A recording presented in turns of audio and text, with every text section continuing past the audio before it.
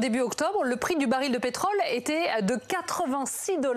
Eh bien, on en est loin à présent. Vous allez le voir, le prix du baril de pétrole a considérablement baissé. Ce matin, il était à 62 $, mais la semaine dernière, il était à 56 $. Vous le voyez, une hausse donc sur une semaine de 2,5%, mais surtout sur un mois, une baisse de 17,74%. Résultat, le sans-plomb est en baisse à 1,43 € aujourd'hui et le gasoil à 1,436 €. Vous voyez, tous les deux sont en nette baisse, moins 6% pour le sans-plomb sur un mois et moins 5,4% pour le gasoil.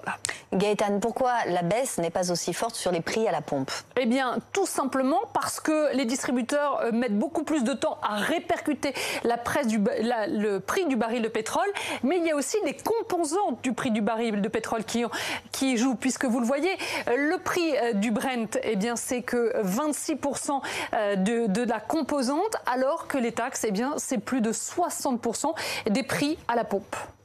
Gaëtane, dernière question, quel serait l'impact d'un moratoire sur les taxes? Ce qu'il faut bien savoir, que ces taxes prévues au 1er janvier, on le rappellera, 6 centimes sur le diesel et 3 centimes sur l'essence, eh bien, elles devaient rapporter à l'État 3 milliards d'euros. Alors, s'il y a un moratoire, s'il y a un gel sur 3 mois, cela coûtera à l'État français 350 millions d'euros. Ça veut dire qu'il faudra trouver, eh bien, ces 350 millions d'euros pour boucler le budget. Ça veut dire aussi d'autres taxes. Et puis, on rappellera une chose aussi très importante, c'est que les prix du baril de pétrole pourront continuer à augmenter et ça, le gouvernement ne pourra rien y faire.